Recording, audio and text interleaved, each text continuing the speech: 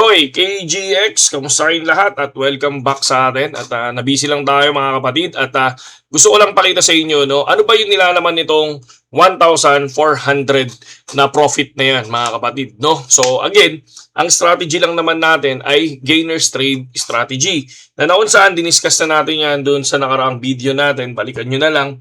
Pero ang gainers trade strategy is nakikita yan mga kapatid, dito sa BitGet application na kung saan, ayun, makikita nyo yung gainers na nakalagay dyan. Diyan ako lagi kumukuha ng ititrade ko. Okay? So, bakit? Itong gainers trade strategy, binuo ko para mas madali ako maging profitable. Okay? So, ngayon, ba't ko sinasabi to? Makikita nyo naman yan sa Facebook natin, mga kapatid. Okay? Pag pinuntahan nyo yung ating Facebook dito sa Mark Anthony Lerma KGX Crypto Tambayan. So nandito naman yan. Kumbaga pinapakita naman natin yung calendar natin. Okay, hindi ko lang pinapakita lahat, isa-isa lang per day ang pinapakita ko ngayon kasi pag binuo ko yan ginagamit ng ibang mga scammer doon sa ini-scam nila. So ngayon ito yan. So for example, ito yung ating gainers trade strategy. Tapos syempre, ayan, nagre-reels tayo kung saan tayo pumapasok. Yan, pinapakita ko naman dyan sa reels natin na yan. Kaya, i-add nyo rin to, no? I-subscribe, i-follow nyo tong page natin para updated kayo dun sa mga pinapasukan natin. Again, balik muna tayo dito. So, ilang trade ba ang nangyayari dyan at papaano to nagiging profitable? Okay? So far ngayon, unrealized profit natin is negative 273. So, i-minus mo lang yan, yun na yung profit natin. So, nasa 1,2. Pero yan muna, ito muna, 1,400.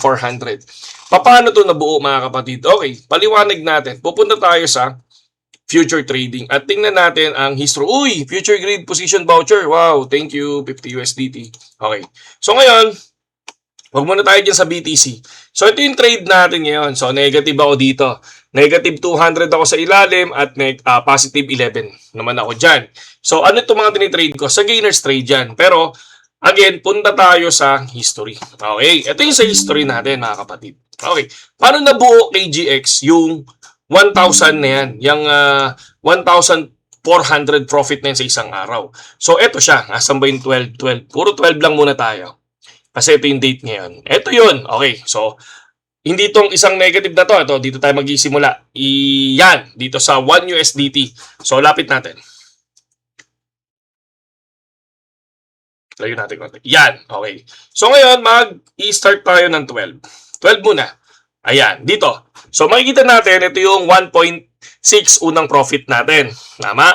And then, nag-negative tayo ng 2.2, nag-negative tayo ng 1.8, nag-negative tayo ng 1.3. So, ibig sabihin, yung apat na trade ko, isa lang yung panalo sa akin. Okay? So, ngayon, talo ko dyan kaninang umaga. So, ngayon, yung panglimang trade ko, ito na siya. So, panalo ko ng 5.7, 3.1, 2.4, 11. So, dyan tayo nagkaroon ng profit na. Di ba?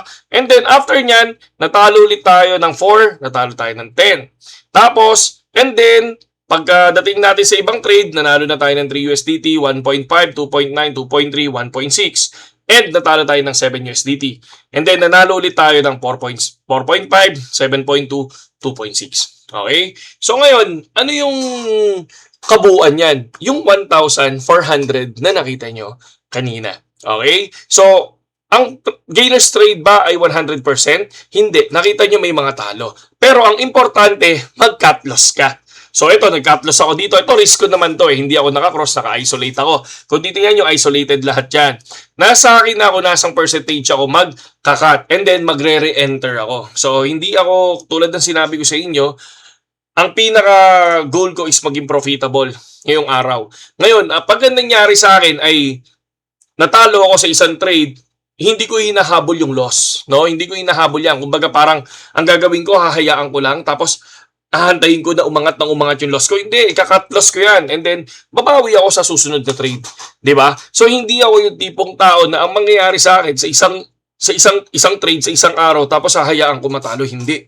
Ang importante sa akin, magka-cut ako. And then, babawi ako. For example, dito, Nanalo na ako dito ng 5.7, 3.1, 2.4, 11. And then natalo ako ng 14. So panalo pa rin naman ako dyan. And then nakabawi naman ako, di ba?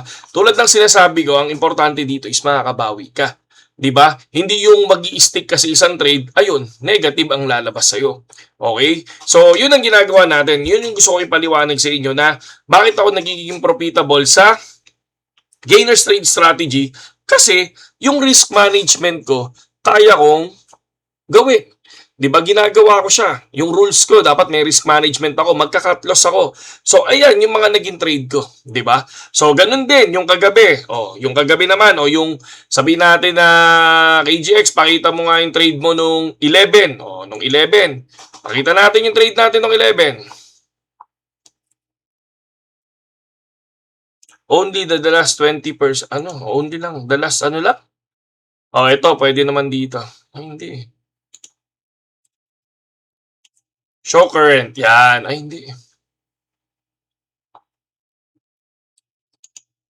Bakit gano'n? Wala yung iba.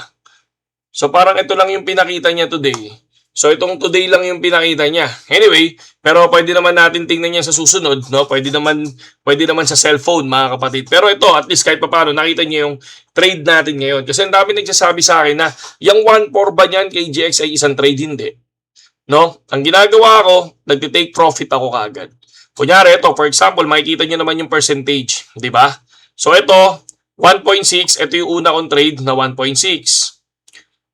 Nag-cut ako kaagad dyan. Tapos sabay natalo na ako. So makikita nyo, 20% cut loss. Tapos dito naman, 20% profit, 16% profit, 12, 117, 31, 15, 29. Hindi ako yung talagang tipong gusto yung sobrang laki na profit. Ang gusto ko lang is basta magkaroon ako ng profit ng 100 pesos sa isang trade, cut ko yan.